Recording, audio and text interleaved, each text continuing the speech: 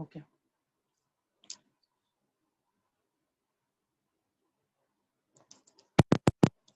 आवाज आ रही है?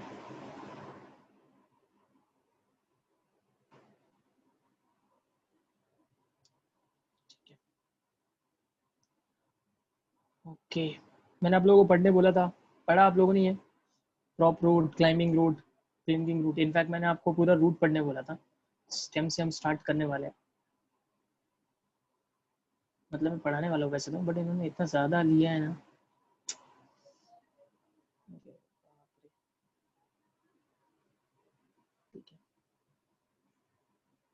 जो टॉपिक कॉमन होगा वो मैं नहीं पढ़ाऊंगा, जो एक्स्ट्रा है वही पढ़ा था। ऐसे तो खत्म नहीं होगा double double. Okay, for mechanical support crop root में आपको बता चुका हूँ वैसे। ठीक है, सब किसके मॉडिफिकेशन है? रूट के मॉडिफिकेशन है, बराबर है। पर प्रिसाइजली अगर आपको पूछे तो मॉडिफिकेशन ऑफ एडवेंटिशियस रूट है ना। स्टिल्ट रूट, स्टिल्ट रूट है ना, शुगर केन में होता है। स्टिल्ट रूट कैसे होता है ना, ऐसे ये है प्लांट और उसके नोड से प्लांट के नोड से ऐसे रूट्स आते हैं फॉर द सपोर्ट। ऐसे ऐसे को बोलते हैं स्टिल्ट रूट। ठीक है, तो नोड से अराइज हो रहे हैं, हमें पता है normally root arises from the radical. If it is arises from the part other than radical, then it is known as adventitious. So still root are the example of adventitious root. It's a modification of adventitious root ना। तो वही लिखा है वापस still root. These root normally arises from the few lower nodes of a weak stem. Stem काफी weak होता है, इसलिए stem को support करने के लिए node से root arise होते हैं. In some monocot shrubs and small trees, they shows obliquely downward growth penetrating soil and provide mechanical support to the plant. In the member of the family Poaceae, ये एक और family है, हमें नहीं पढ़नी इसको डिटेल में, हमने तीन ही पढ़े। द प्लांट्स लाइक मेज, जवार, शुगर केन। आप एग्जाम एनसीईआरटी में सिर्फ इतना ऐड कर सकते हो, ये सब बहुत सारी चीजें दी नहीं ऐड करना, इतना ऐड करना कि ये जो रूट्स होते हैं वो कहाँ से अराइज होते हैं, lower nodes of a week stem, इतना ऐड कर लेना। ठीक है, ऑब्लिकली डाउनवर्ड एंड ऑल ये सब नहीं, नो नीड। और एक ऐड कर सकते हो कि कौन से प्लांट में होता है, तो मेज, जवार, शुगर केन, बस, मोर देन इनफ, इतना आप ऐड कर सकते हो। और इंपॉर्टेंट है, अगेन आ सकता है नीट में, नहीं दिया एनसीईआरटी में देन टू आ सकता है, फिर से पहले ही बोल रहा हूँ आपको। इस चैप्टर में बहुत सारी ऐसी चीजें होती है जो एनसीईआरटी में नहीं दी है फिर भी आती है, उसमें से ये स्टिल्ट रूट। ठीक है, ओके आगे बढ़ते हैं, जस्ट अ मिनट। मैं चैप्टर ऑलरेडी पढ़ा चुका हूँ, मैं सिर्फ सुपरफिशियल इसको भी कवर कर रहा हूँ। उसके बाद these roots provide additional support to the plant body in screw pine और पेंडेनस, केवड़ा, ये कोई प्लांट का नाम है। ठीक है, stilt root arises only from the lower surface of obliquely growing stem for additional support. This root shows multiple root cap, please note, ये भी एग्जाम में क्वेश्चन आ सकता है एनसीईआरटी में, वापस लिख लेना। स्क्रू पाइन एंड पेंडेनस, ये एक ऐसे प्लांट है जिनके अंदर मल्टीपल रूट कैप है। आपको पता है नॉर्मली एक ही रूट कैप होता है, क्योंकि प्राइमरी रूट एक ही होता है, प्राइमरी रूट एक होता है तो रूट कैप भी एक ही होता है। बट ये एक ऐसे रूट्स है, स्क्रू पाइन, नाम याद रखना है सिर्फ, स्क्रू पाइन एंड पैंडेनस, एनसीईआरटी में नोट कर लेना अगर आप नीट दे रहे हो तो। इनके अंदर मल्टीपल रूट कैप्स होते हैं, बस कुछ नहीं पढ़ना इसके अलावा। क्लाइंबिंग रूट्स आप देख सकते हो, क्लाइंबिंग रूट्स कैसे होंगे, जो ऐसे होते हैं, क्लाइंबिंग रूट्स है ना। तो देखो क्या है, एनसीईआरटी में नहीं है, एनसीईआरटी में क्लाइंबिंग रूट करके टॉपिक नहीं है एक्चुअली, लीव्स है और स्टेम है। ठीक है, तो different climbers with weak stem produces root at the node, वापस ये भी नोड से अराइज हो रहे हैं, नोड से अराइज हो रहे हैं, तो therefore it is adventitious root, ये भी एडवेंटिशियस रूट है। By means of which they attach themselves to support and thereby raise themselves above the ground, है ना। एग्जांपल बीटल लीफ, पान नॉर्मली जो मिलता है, ब्लैक पेपर और पाइपर नाइग्रम। ठीक है, ब्लैक पेपर का साइंटिफिक नेम है ये पाइपर नाइग्रम, काली मिर्च बोलते हैं इसको, पोथोस और मनी प्लांट, तीनों एग्जांपल इंपॉर्टेंट है। Betel leaf, black pepper, black pepper कभी कभार नीट में ब्लैक पेपर आ जाता है, कभी पाइपर नाइग्रम आ जाता है, खाली मिर्च तो लोग नहीं यूज करेंगे, but black pepper and Piper nigrum दोनों वर्ड यूज करते हैं लोग। पोथोस और मनी प्लांट, तो ये आपको याद रखना पड़ेगा, मनी प्लांट के अंदर कौन से टाइप के रूट होते हैं, क्लाइंबिंग रूट्स होते हैं। ठीक है, क्लिंगिंग रूट्स नो नीड, नहीं पढ़ना है, ठीक है, मत पढ़ो। उसके अलावा ये भी कोई जरूरत नहीं है, बटरेसेस एंड पता नहीं क्या क्या दिया है इन्होंने, बॉयोनट, बॉयोनट रूट भी जरूरत नहीं है। सीधा स्पेशल फंक्शन पे आते हैं। स्पेशल फंक्शन में एपीफाइटिक रूट, एपीफाइटिक याद रखना, एपी का मतलब अबाव, फाइट मैंने आपको पहले ही बताया, फाइट का मीन्स प्लांट, मतलब ये ऐसे रूट्स हैं जो प्लांट के ऊपर ग्रो करते हैं, ट्री की ब्रांच, और ये रूट्स जो है ये इस ब्रांच के ऊपर ग्रो कर रहे हैं, ब्रांच के ऊपर ग्रो कर रहे हैं। तो प्लांट के ऊपर एक दूसरा प्लांट ग्रो कर रहा है, ध्यान देना, प्लांट है, उस प्लांट की एक ब्रांच है, उस ब्रांच पर कोई नया प्लांट ग्रो कर गया, तो ऑब्वियसली जो नया प्लांट ग्रो कर रहा होगा उसके रूट्स तो उसके ब्रांचेस के अंदर ही जाएंगे, वो जमीन में कैसे जा सकते हैं जब वो उसके ब्रांच के ऊपर ग्रो कर रहे हैं। तो ऐसे रूट्स जो किसी प्लांट के ऊपर, किसी ब्रांच के ऊपर ग्रो कर रहा है ऐसा प्लांट, तो उसके रूट्स उसके अंदर ही होंगे, उसके आसपास ही होंगे, उसको बोलते हैं epiphytic root.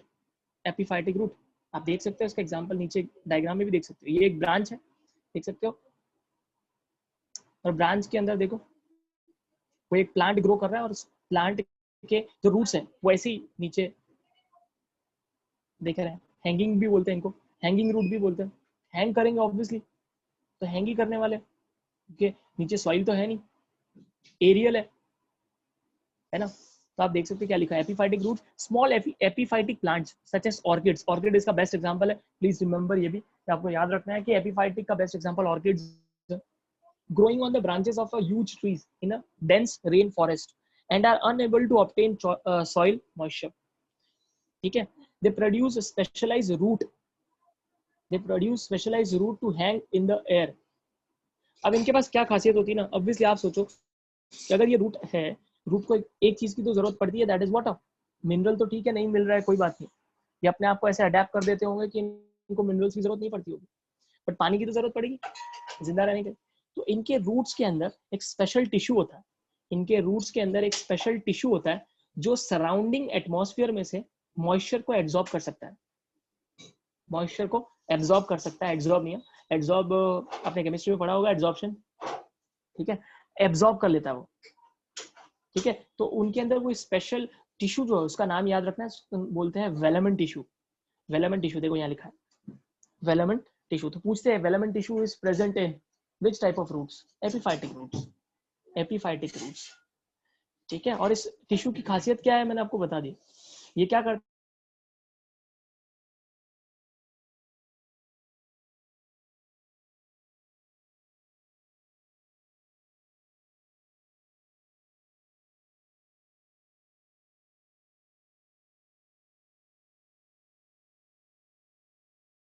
the roots are provided with a spongy membranous absorbent covering of velament tissue, ये सब याद नहीं रखना, इतना याद रखना, they shows the presence of velament tissue, आसान लैंग्वेज में लिख के आने का एग्जाम में भी, स्पॉन्जी, मेम्ब्रेनस, एब्जॉर्बेंट, इतना सब लिखने की जरूरत नहीं है।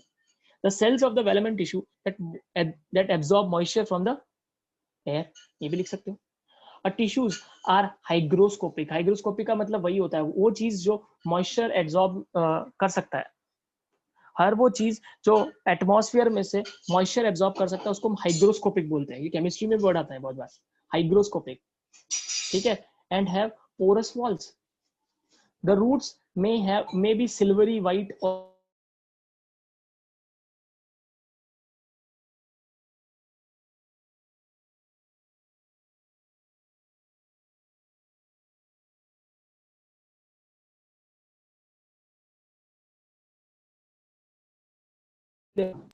इसीलिए रूट कैप होता है, तो यहाँ पर रूट कैप नहीं होगा, ये भी एक पॉइंट याद रखना है कि एग्जाम में ये भी क्वेश्चन आ सकता है, ऐसे कौन से रूट्स होते हैं जिसमें रूट कैप नहीं होता है, answer is epiphytic root.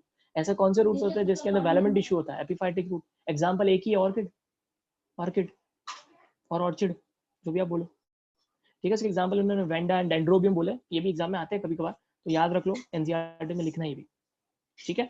Epiphytic, sucking root और हॉस्टोरिया, अब डिफरेंस क्या देखो यहाँ पर और इसमें, ये प्लांट, ये रूट जो है ये किसी प्लांट पे ग्रो करता है एपीफाइटिक, बराबर है ना। सकिंग रूट ये भी वैसे ही है, ये किसी प्लांट पे ही ग्रो करते हैं, वो भी, ये भी किसी प्लांट के ऊपर ही ग्रो करते हैं, बट ये है ना कि ये वाले जो रूट्स है ना, ये अपना जो भी खाना है, जो चीजें रिक्वायरमेंट है इस प्लांट को, मतलब ऑर्किड की बात कर रहा हूँ जो एपीफाइटिक है, इसकी जो भी रिक्वायरमेंट है ना ये खुद पूरी करता है, खुद बनाता है। अभी इसको अगर पानी की रिक्वायरमेंट, तो ये पानी एटमॉस्फेयर में से एब्जॉर्ब कर रहा है, तो खुद का काम खुद कर रहा है। दुनिया में हर वो चीज जो अपना काम खुद नहीं करते और किसी और से करवा के लेते हैं, उनको हम पैरासाइट बोलते हैं। पैरासाइट है ना, बना बनाया हुआ चीजें मिल जाना इज नोन एज पैरासाइट, उसको पैरासाइट बोलते हैं। पैरासाइट की डेफिनेशन ही है, mosquito is the best parasite, है ना। मॉस्किटो जो होता है उसको ब्लड की जरूरत ही नहीं पड़ती बनाने की उसकी बॉडी में, क्यों, दूसरों के ले लेता बनाया बनाया हुआ, और ब्लड में बहुत सारा न्यूट्रिएंट भी होता है तो उनको न्यूट्रिशन भी मिल जाता है, तो बना बनाया हुआ मिला, इसलिए हम बोलते हैं ना mosquito is a parasite, mosquito is a parasite. तो ये भी रूट ऐसे ही है, सकिंग रूट और हॉस्टोरिया, ये एक तरह के पैरासिटिक रूट है। ये किसी प्लांट पे ग्रो करते हैं, या तो प्लांट के आजू बाजू ग्रो करेंगे, उनके उनके आसपास, और उनका न्यूट्रिशन चुराते हैं ये लोग। ठीक है, देख सकते हो आप, लिखा हुआ है स्पेशलाइज माइक्रोस्कोपिक सकिंग रूट्स। ये भी आपको पूछ सकते हैं कि ऐसे कौन से रूट्स होते हैं जो माइक्रोस्कोपिक होते हैं, दिखते नहीं है, नेकेड आई से नहीं दिखेंगे, उसके लिए माइक्रोस्कोप लगेगा। तो माइक्रोस्कोपिक रूट्स किस में प्रेजेंट होते हैं, सकिंग रूट्स में, इसीलिए उनका नाम भी सकिंग रखा है, सक करते हैं वो लोग, वाटर फूड जो भी होता है। उसका दूसरा नाम भी याद रखना है, हॉस्टोरिया। ठीक है, तो specialised microscopic sucking roots developed by the parasitic plants to absorb nourishment from the host. Viscum album is a partial parasite. Please underline, very important line again. Viscum album is a partial parasite. Partial means पूरी तरह से नहीं, सिर्फ या तो पानी चुराता होगा या फिर सिर्फ फूड चुराता होगा। अभी देखते हैं क्या चुराता है। इट डेवलप्स हॉस्टोरिया, मतलब वही एक ऐसा कुछ तो ऐसा बनाएगा जो वो उसके अंदर इंसर्ट कर सके, उस प्लांट के अंदर इंसर्ट कर सके और उससे वो खाना चुरा सके, उसको बोलते हैं haustoria. It develops haustoria which penetrate into the xylem, और आपने स्कूल से पढ़ा होगा जाइलम जो होता है वो पानी कैरी करता है, राइट, वो पानी कैरी करता है। तो ये हॉस्टो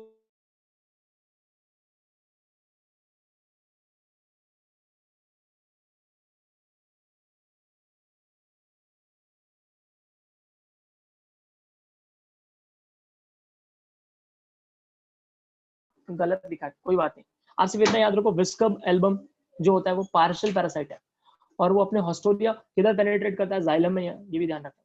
इन कस्कुटा रिफ्लेक्सा और dodder, haustoria penetrate vascular strands and suck food from the phloem, water and mineral from the xylem. इसका मतलब है आपको पूरा याद रखने की जरूरत नहीं, कस्कुटा रिफ्लेक्सा, आप सिर्फ इतना याद रखो Cuscuta. This is complete parasite. ये जाइलम में भी अपने हॉस्टोरिया को एंटर करवाता है, ये फ्लोएम में भी करता है, तो इसका मतलब ये पानी भी चुराता है और खाना भी चुराएगा, तो इसीलिए लिखा हुआ है Cuscuta is a leafless plant with yellow stem. Logic सी बात है, लीफलेस ही होगा, अरे जब वो खाना अपना खुद ही नहीं बनाता तो उसको लीफ की जरूरत क्या है, लीफ का जरूरत क्या होता है, तो फॉर फोटोसिंथेसिस, जब ये अपना खाना खुद ही नहीं बनाता तो इसमें लीफ की क्या जरूरत है, इसलिए नेचर ने इसको लीफ दिया ही नहीं। तो कस्क्यूटा इज अ लीफलेस, ये याद रखने की जरूरत नहीं है वैसे, leafless plant with a yellow stem नहीं याद रखना है, आपको सिर्फ इतना पता होना चाहिए पार्शियल पैरासाइट कौन है, विस्कम एल्बम। आप जब एग्जाम में, कॉलेज की एग्जाम है, तो वहां पर भी यही सब लिख सकते हो कि कुछ स्पेशलाइज माइक्रोस्कोपिक सकिंग रूट होते हैं, उनको हम हॉस्टोरिया बोलते हैं। ठीक है, वो क्या करते हैं, होस्ट के अंदर उस हॉस्टोरिया को पेनिट्रेट करते हैं, उससे क्या, खाना यानी food and water and minerals चुराते हैं, स्टील फ्रॉम द होस्ट।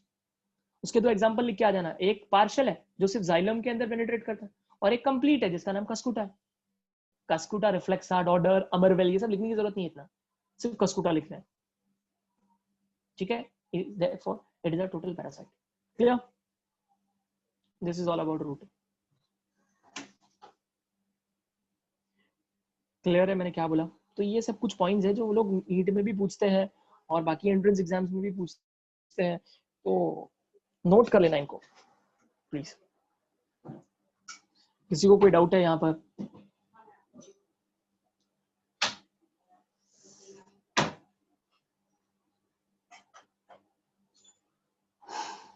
ठीक है, आई होप आपने सुना है।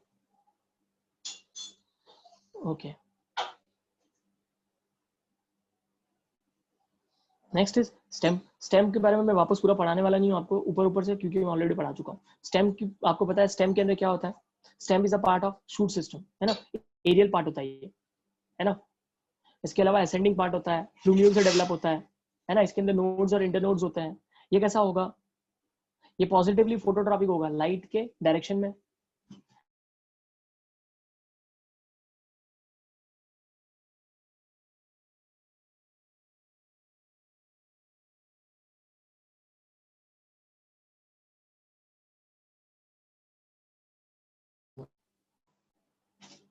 है ना। और नोड्स, इनके ऊपर नोड्स होते हैं, नोड्स के वहां से क्या अराइज होता है, लीव्स।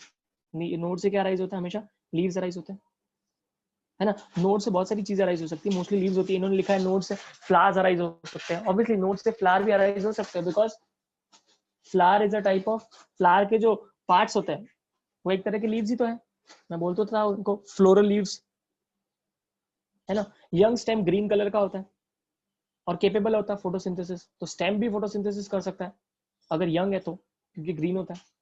स्टेम का प्राइमरी फंक्शन क्या है,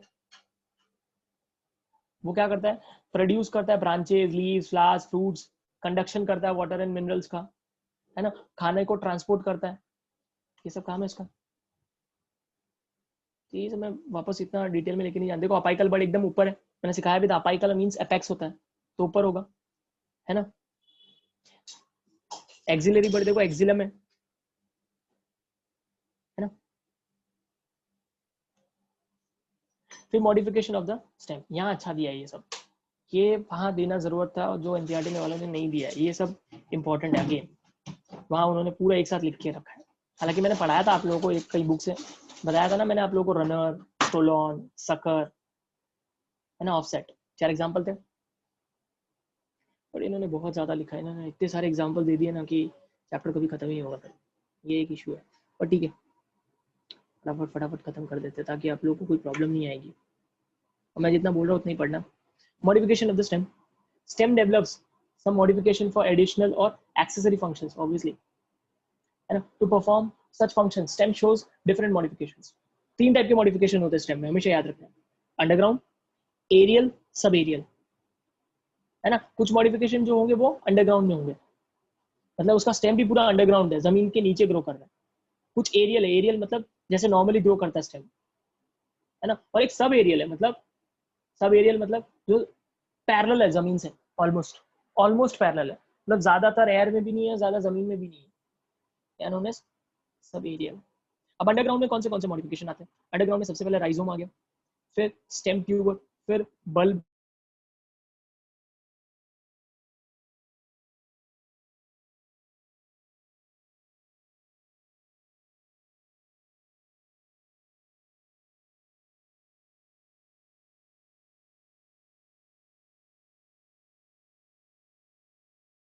अब आ रही आवाज,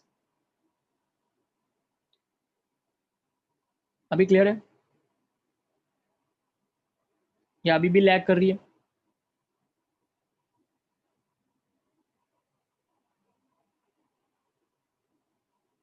ओके, तो सबसे पहला काम आपका ये है कि आपको नाम पता होने चाहिए कि अंडरग्राउंड मॉडिफिकेशन के नाम क्या है, rhizome, stem tuber, bulb and com, नाम, हेडिंग, सिर्फ हेडिंग, ठीक है, और उनके एग्जांपल्स। अब उनके अंदर बहुत सारी चीजें लिखी है इन्होंने, अननेसेसरीली इतना बड़ा बड़ा पैराग्राफ कोई बनाता है क्या, एक तो राइजोम के लिए इतना सारा डिटेल लिखने की जरूरत नहीं है। राइजोम के एग्जांपल याद रखने होते हैं, ginger and turmeric, along with the scientific name। Ginger का साइंटिफिक नेम इज जिंजीबेरा ऑफिसिनाले, टर्मरिक का कुकुरमुरा डोमेस्टिका, कुरकुमा डोमेस्टिका, ठीक है। तो एग्जाम में दोनों आ सकते हैं, नाम ज्यादातर लोग साइंटिफिक ही यूज करते हैं। इन्होंने जिंजी बेर लिखा है, जिंजी बेर नहीं होता है, जिंजी बेरा होता है, ए भी आएगा, ऑफिसिनाले, ठीक है। ओके, देखो क्या है, इट इज प्रोस्टेट, प्रोस्टेट का मतलब क्या होता है, प्रोस्टेट मतलब जो ऐसे ग्रो करता है जमीन में, ऐसे ग्रो कर रहा है, ऐसे ग्रो कर रहा है, जो ऐसे ग्रो करता है उसको क्या बोलते हैं, इरेक्ट। जो ऐसे ग्रो कर रहा है, हमेशा ध्यान रखना, जो जमीन से परपेंडिकुलरली ग्रो करता है, जो सॉइल से परपेंडिकुलरली ग्रो करता है उसको हम बोलते हैं इरेक्ट।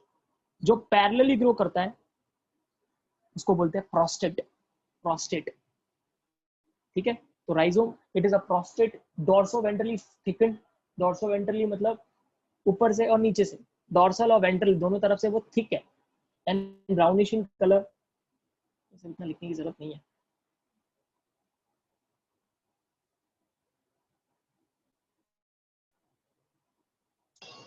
नहीं दे दिया है, प्लीज म्यूट। आई होप इतना सारा एग्जाम में ना आए, इतना सारा आएगा तो फिर तो प्रॉब्लम हो जाएगी, कोई याद नहीं कर पाता। अच्छा दिया है बट बहुत ज्यादा एक्स्ट्रा दिया है, मतलब नहीं है सब। ओके, तो rhizome shows nodes and internodes हो गई क्योंकि स्टेम है, तरह का स्टेम है। Base terminal and axillary birds वो भी होंगे क्योंकि स्टेम की खासियत है कि उसके पास बर्ड होते हैं, terminal bud as well as axillary bud, है ना। तो कुछ दो तीन पॉइंट आप याद कर लेना, मैं तो आपको यही बताऊंगा, मैं आपको दो तीन पॉइंट याद भी करवा लेता हूँ।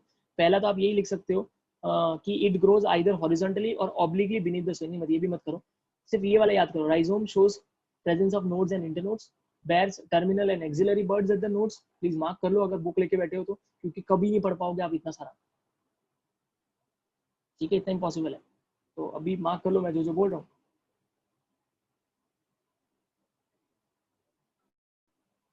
ठीक है। ओके, उसके बाद क्या लिखा है, टर्मिनल बर्ड, तो टर्मिनल बर्ड होता है मतलब अपाइकल बर्ड, ठीक है। अंडर फेवरेबल कंडीशन, अगर कंडीशन फेवरेबल होगी तो वो क्या बनाएगा, एरियल शूट्स बनाएगा। एरियल शूट मतलब एरियली ग्रो करेगा बाहर की तरफ, क्योंकि ये तो राइजोम तो क्या होता है के अंदर जो भी बर्ड होगा, जो टर्मिनल बर्ड होगा, अगर फेवरेबल कंडीशन होगी तो वो क्या करेगा, शूट प्रोड्यूस करेगा बाहर की तरफ, which degenerate at the end of the favourable condition. जैसी फेवरेबल कंडीशन जाएगी वैसे ही वो शूट भी खराब हो जाएगा, ठीक है। और ये sympodial growth, monopodial growth no need है, जरूरत नहीं है, सिर्फ आप इसके अलावा ये दो पॉइंट लिख लेना जो मैंने अभी बोले, और इसके दो एग्जांपल लिख लेना, ठीक है, जिंजर एंड टर्मरिक,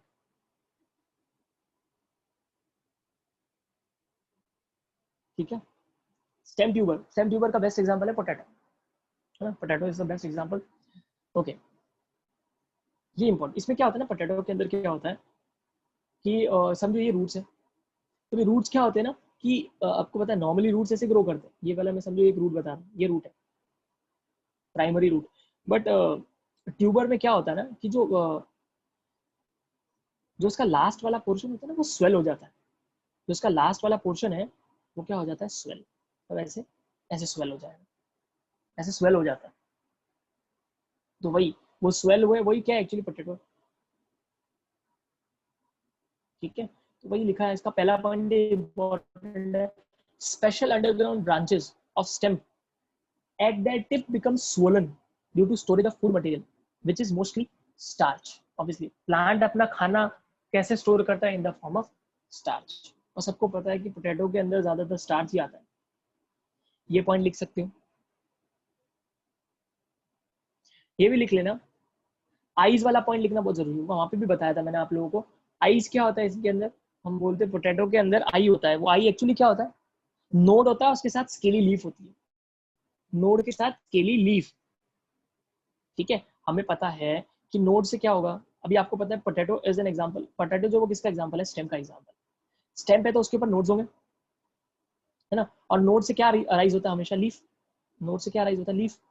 बट आपको पता है कि ये जो स्टेम पे ये अंडरग्राउंड है, ये अंडरग्राउंड है, जमीन के नीचे ग्रो कर रहा है, जमीन के नीचे ग्रो कर रहा है तो इस पे लीव्स तो ग्रो होगी, इसकी भी नोड पे लीफ तो ग्रो होगी, बट इनका नाम जो नॉर्मल लीफ होता है वो वाली लीफ नहीं है, ऐसी लीव्स जो अंडरग्राउंड ग्रो कर रही है उनको हम बोलते हैं स्केली लीफ, स्केली लीफ, तो इनके अंदर जो लीफ होगी उनको हम बोलते हैं स्केली लीफ।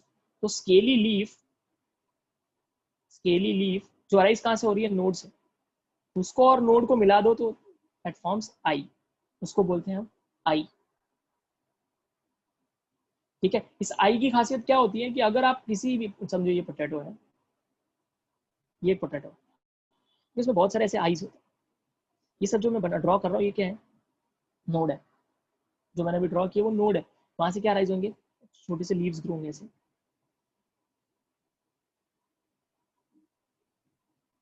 ऐसे छोटे छोटे लीव्स ग्रो होंगे, ठीक है। तो क्या होता है ना, अगर आप इस एक एक आई को कट करके जमीन के अंदर इसको सो कर दोगे ना, तो ये पूरा नया प्लांट ग्रो हो जाएगा, इसीलिए बोलते हैं कि इट हेल्प्स, आई जो होता है it helps in the vegetative propagation, helps in the vegetative propagation, vegetative propagation का मतलब पता ही आपको, सेक्सुअल रिप्रोडक्शन। तो पहला पॉइंट इंपॉर्टेंट है, उसके बाद देखो क्या लिखा है, वो वाला पॉइंट इंपॉर्टेंट है, at nodal part scaly leaves, scaly leaves लिखा है बट ठीक है, scaly leaves are present with axillary bud, with axillary bud, ठीक है। तो axillary bud commonly known as eyes. तो आइस एक्चुअली मैंने आपको बताया नोड और स्केली लीव्स, एक्चुअली वो नहीं है, स्केली लीव्स प्लस एक्सिलरी बड, स्केली लीव्स प्लस एक्सिलरी बड, इसको हम मिला के बोलते हैं आइस, ठीक है। एग्जांपल लिख लेना फिर, पोटैटो, सोलेनम ट्यूबरसम, सोलेनम ट्यूबरसम, कुछ नहीं कर सकते, इसीलिए चैप्टर बेकार हो जाता है। तो इतना सारा क्यों दिया है मेरे को समझ नहीं आ रहा है, इतना डिटेल में देने की जरूरत नहीं है। अगेन नेक्स्ट इज बल्ब, ये भी मैंने आपको बताया था। बल्ब का बेस्ट एग्जांपल क्या है, ऑनियन, ठीक है। इसमें क्या बताया था मैंने, कि स्टेम जो होता है वो क्या हो जाता है, एकदम नीचे कंडेंस्ड हो जाता है, डिस्क शेप हो जाता है, डिस्क शेप। आप सबने देखा होगा ऑनियन के अंदर जो बेस होता है नीचे का, वो कैसा होता है, एकदम डिस्क शेप। और उसके आजू बाजू ये जो जो हम खाते हैं वो एक्चुअली लीव्स है, वो एक्चुअली क्या है, लीव्स। इसीलिए ऑनियन जो है उसको क्या बोलते हैं हम, उसको हम क्या बोलेंगे, फ्लैशी लीव्स। क्यों, क्योंकि हम, वो एडिबल है, वो जो हम खा रहे हैं वो एडिबल है। नॉर्मली लीव्स एडिबल नहीं होती है, बट ऑनियन के अंदर जो हम एक्चुअली खा रहे हैं वो क्या एक्चुअली लीव्स है, तो उसको हम बोलते हैं फ्लैशी लीव्स, वो हम बोलते हैं फ्लैशी लीव्स। तो वही लिखा है, bulb is an underground spherical और पाइरिफॉर्म, पाइरिफॉर्म का मतलब वही होता है spherical. Stem is highly reduced and discoid, ये लिखना जरूरी है, डिस्कॉइड मींस डिस्क शेप।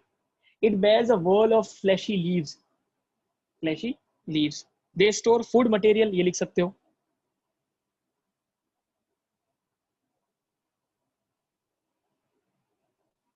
ठीक है। फिर उसके बाद है ना, एग्जाम में सिर्फ इतना लिख लेना, ये जो बल्ब होते हैं ये भी दो टाइप के होते हैं, एक होता है ट्यूनिकेटेड और एक होता है नॉन ट्यूनिकेटेड, ठीक है। एक होता है ट्यूनिकेटेड एंड एक होता है नॉन ट्यूनिकेटेड, ठीक है। ट्यूनिकेटेड का एग्जांपल है ऑनियन, सिर्फ याद रखो कुछ नहीं इसका मतलब है। नॉन ट्यूनिकेटेड का एग्जांपल है, नॉन ट्यूनिकेटेड का जो एग्जांपल है वो है गार्लिक, गार्लिक, ठीक है। तो आप देख सकते, ये आपको याद रखना है। बल्ब वापस tunicated example is onion, non tunicated example is garlic, ठीक है। इतना आपको ध्यान रखना है। ये हो गया हमारा bulb. Corm, corm actually rhizome ही होता है, राइजोम, आपको मैंने बताया था राइजोम जो वो कैसे ग्रो करता है, प्रोस्टेट ऐसे ग्रो करता है ना, हॉरिजॉन्टली ग्रो करता है वो, हॉरिजॉन्टली ग्रो करता है कौन, राइजोम। जो राइजोम जैसा ही है बट अगर वर्टिकली ग्रो कर रहा है, वर्टिकली ग्रो कर रहा है, उसको हम कॉम बोलते हैं, that is known as corm, ठीक है, इज नोन एज कॉर्म। देखो वो लिखा, corm is a swollen underground spherical और sub spherical vertically growing stem, vertically growing stem, important है, ठीक है। इसका एग्जांपल क्या याद रखोगे, अगेन ये नीट में आता है, सिर्फ एग्जांपल लर्न कर लो तो भी मोर देन इनफ है। एग्जांपल इज कोलोकेशिया, कोलोकेशिया, एमॉर्फोफेलस, एमॉर्फोफेलस, ठीक है। आपको ये एक डायग्राम कोई ड्रॉ करने नहीं बोलेगा, कोई कोई अजीब ही कॉलेज होगा जो आपको बोलेगा draw the diagram of com,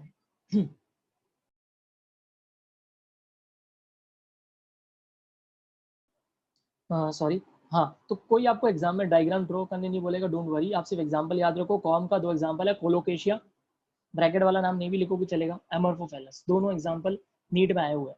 form के एग्जांपल है कोलोकेशिया एंड एमॉर्फोफेलस, ठीक है, इतना ध्यान रख लेना। और इसमें भी वही है, presence of axillary bud and scaly leaves observe, और होगा ही ना, बर्ड, एक्सिलरी बर्ड और scaly leaves is the characteristic property of stem, इसीलिए तो इन्होंने इसको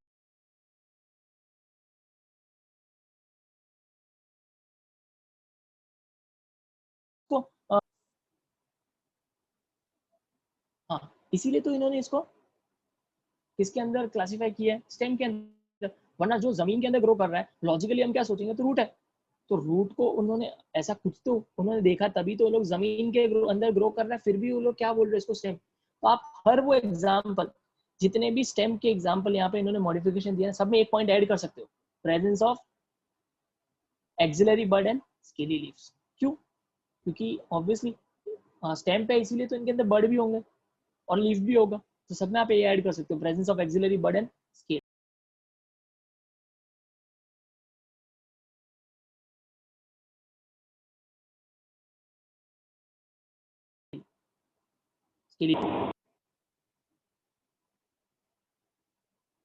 इतना इतना समझ में आना चाहिए, क्योंकि वरना इतना हेडेक हो जाएगा। मैं आपको चैप्टर आसान करने की कोशिश कर रहा हूँ, बाकी कुछ नहीं। आप पढ़ाने बोलोगे मैं पूरा एक एक लाइन लाइन पढ़ा दूंगा, बट उससे आप भी बोर हो जाओगे और कोई मतलब नहीं निकलता है, ठीक है ना। इसीलिए मैं सिर्फ सुपरफिशियली बता रहा हूँ, क्योंकि चैप्टर में ऑलरेडी पढ़ा चुका हूँ और मैं हर पॉइंट इंपॉर्टेंट कवर कर रहा हूँ कि हाँ ये नीट के पॉइंट से इंपॉर्टेंट है।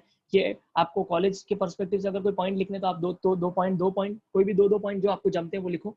उनके एग्जाम्पल लिखना सबसे ज्यादा इंपॉर्टेंट, और एग्जाम्पल से आप इनफैक्ट फायदा आपको ही है। आप आपकी बोर्ड एग्जाम भी कवर कर रहे हो, साथ में आप एंट्रेंस एग्जाम भी कवर कर रहे हो, क्योंकि एंट्रेंस एग्जाम में एग्जाम्पल आते हैं। तो ऐसा स्मार्टली पढ़ो, कुछ और कोई आइडिया नहीं, वरना ये चैप्टर तो अजीब है, हेडेक हो जाएगा। इनफैक्ट 12th के बोर्ड, आपके बोर्ड की इतना बायो लिखने की कहाँ जरूरत है, उनको समझ नहीं आता है। जब उनको पता है कि एनसीईआरटी में इतना अच्छे से दिया है, सिंपल स्वीट एंड सिंपल दिया, तो इन लोग इतना पता नहीं कहाँ से निकाल निकाल के लिखते हैं। कहाँ जरूरत है, चलो ठीक है, कुछ एक्स्ट्रा पॉइंट्स की जरूरत थी, जैसे कॉम, ये सब जरूरत थी, तो उनके बारे में दो दो तीन तीन पॉइंट दे देते, पूरा का पूरा पैराग्राफ लिख रखा है इन्होंने, जो कि जरूरत नहीं है। सामने वाला ऑब्वियसली नहीं पढ़ेगा, ये परेशान हो जाएगा, ये सब क्या है इतना। बट मैं आपको जो बोल रहा हूँ आप ध्यान रखोगे। आपको अंडरग्राउंड रूट्स आपको पता होने चाहिए। पहली बात कि स्टेम के मॉडिफिकेशन क्या है, पहला है अंडरग्राउंड, एरियल, सब एरियल। फिर उनके ऊपर ऊपर से सुपरफिशियली नाम पता होने चाहिए। अंडरग्राउंड के एग्जाम्पल क्या है, rhizome, stem tuber, bulb and com, और उनके एग्जाम्पल। उसके अलावा इनके अंदर कुछ नहीं भी पता है चलेगा एक बार के लिए, इतना पता होना चाहिए। और अगर आप बोर्ड एग्जाम की बात कर रहे हो या अपने कॉलेज के एग्जाम की बात कर रहे हो, तो उसमें से कोई भी दो पॉइंट आपको जो जमता है वो आप लिख सकते हैं, ठीक है। ओके, सब एरियल अगला मॉडिफिकेशन है, सब एरियल मॉडिफिकेशन, ठीक है। मैंने आपको बता दिया सब एरियल कौन होता है, जो एकदम ऐसे जमीन पे ऐसे हॉरिजॉन्टली ग्रो कर रहे हैं, जमीन पे ऐसे हॉरिजॉन्टली ग्रो कर रहे हैं, उनको हम बोलते हैं सब एरियल मॉडिफिकेशन। ऐसे को बोलते हैं हम सब एरियल मॉडिफिकेशन। लिखा भी है the stems are generally weak और स्ट्रैगलिंग। स्ट्रैगलिंग मतलब वही ऐसे इधर से इधर चल रहे, जैसा भी मैंने बताया थे, एरोज लाइन बनाए थे, ठीक है।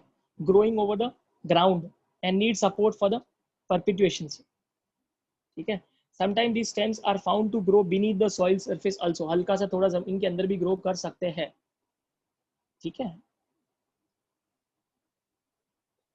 कोई आपको सब एरियल का डेफिनेशन नहीं पूछेगा। हाँ, इसके अंदर के इंपॉर्टेंट है क्या क्या है, देखो मैंने एक एक्स्ट्रा ऐड कर दिया, ट्रेलर। ट्रेलर लोग ये लोग सही में, देखो आपको ट्रेलर वेलर पढ़ने की जरूरत नहीं है, ठीक है। आप सिर्फ इतना याद रखो, रनर, स्टोलॉन, सकर, कुछ भी एक्स्ट्रा मिलता है ऐड कर देते हैं, ऑफसेट, ठीक है। ये चार ही पढ़ने हैं, ये ट्रेलर पढ़ने की जरूरत नहीं है। रनर मैं आपको ऑलरेडी बता चुका हूँ, ये भी रनर मतलब क्या होता है।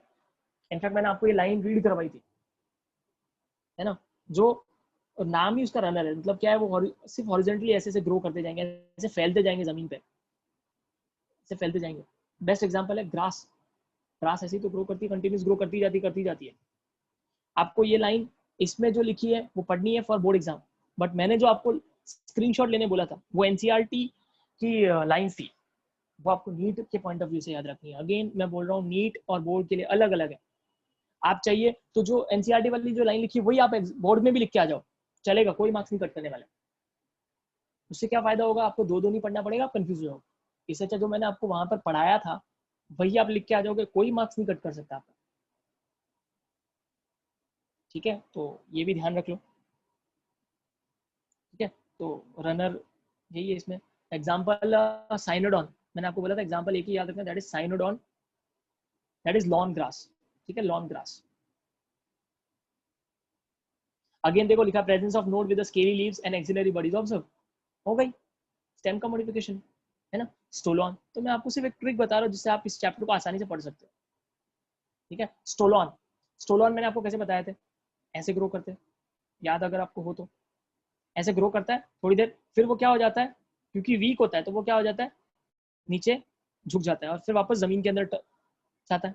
जैसे ही जमीन के अंदर जाता है एक नया प्लांट ग्रो हो जाता है, फिर वो वापस ग्रो होता है, वो बेंड हो जाता है, ऐसे करते करते ग्रो होता है। ऐसे बताया था मैंने आपको, ऐसे, इसको बोलते हैं स्टोलॉन, ठीक है। तो देखो अभी the slender lateral branch arising from the base of the main axis is known as stolon, अगर मैं आपको ये बोलूंगा इसमें डेफिनेशन अलग है, उसमें डेफिनेशन अलग है, तो अब आप कंफ्यूज हो जाओगे वापस। देखो कहने का मतलब वही है जो उन्होंने बोला है, वही यहाँ पर भी लिखा है, बस स्टेटमेंट अलग है। मैं तो आपको यही बोलूंगा, वापस आप एनसीईआरटी लाइन लिखी हुई है, ठीक है। एग्जाम्पल जैस्मिन, ठीक है, जैस्मिन इसका एग्जाम्पल है। डायग्राम ड्रॉ करनी नहीं, मैंने आपको बताया था ये कैसा ग्रो कर रहा था। ये आपको पता है जमीन के अंदर ऐसे ऐसे ये प्लांट था और ऐसे ग्रो करता था, है ना, ऐसे बाहर आता था, ऐसे बाहर आता था। देखो क्या लिखा है, it is a non green runner like branch of the stem. It it which, कौन सी इंग्लिश है, इट विच, ये गलती से लिखा है इन्होंने, which develops from the underground base of the root. It grows horizontally below the soil and finally comes above the soil surface to produce a new plant. मैंने पढ़ा है, मुझे अच्छी तरह से याद है। ये सब इसीलिए मैं वापस इतना फास्ट फास्ट लेके जा रहा हूँ, क्योंकि पढ़ा है वापस मतलब नहीं है, ठीक है। हाँ, ये लाइन एक मार्क करने वाली है, मार्क कर लेना। Sucker can be termed as underground runner, as underground runner. Example is chrysanthemum and banana, chrysanthemum and banana, ठीक है। उसके बाद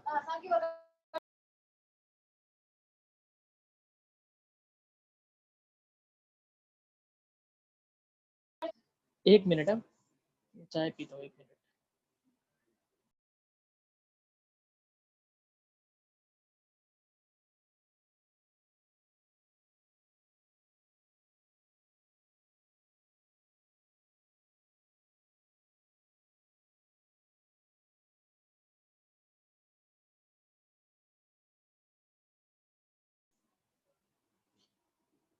ओके, अब आप मुझे बताओ, मैं आपके ऊपर आपसे ही पूछ रहा हूँ कि आप लोगों को कौन सा सही लगता है। क्या मैं स्टेट बोर्ड की बुक से पढ़ाऊँ? अगर स्टेट बोर्ड की बुक से पढ़ाना है तो मैं line to line state board से पढ़ाऊँ, क्योंकि दोनों बुक से पूरा लाइन टू लाइन पढ़ाना इज इम्पॉसिबल है, कभी पोर्शन कंप्लीट नहीं होगा। या तो एनसीईआरटी से पढ़ाऊंगा और स्टेट बोर्ड में मैं ऐसे फटाफट फटाफट लाइंस बताने वाला हूँ। कौन सा अप्रोच आपको चाहिए वो बताओ मुझे।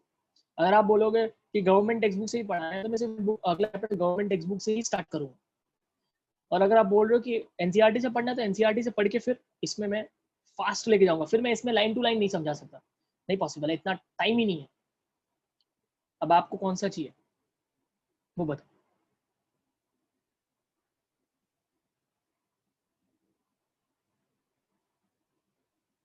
ठीक है ना। क्योंकि देखो आप देख सकते हो, आप इनफैक्ट ऑब्जर्व करोगे, आप, मैंने अभी 12th का भी बायो चालू किया, मैंने देखा है बहुत ज्यादा एक्स्ट्रा लिखा है, इतना ज्यादा एक्स्ट्रा लिखा है, ऐसा लग रहा है जैसे पूरा विकीपीडिया निकाल के इसमें डाल दिया है इन्होंने, ठीक है ना। तो आप ऊपर ऊपर से पढ़ सकते हो,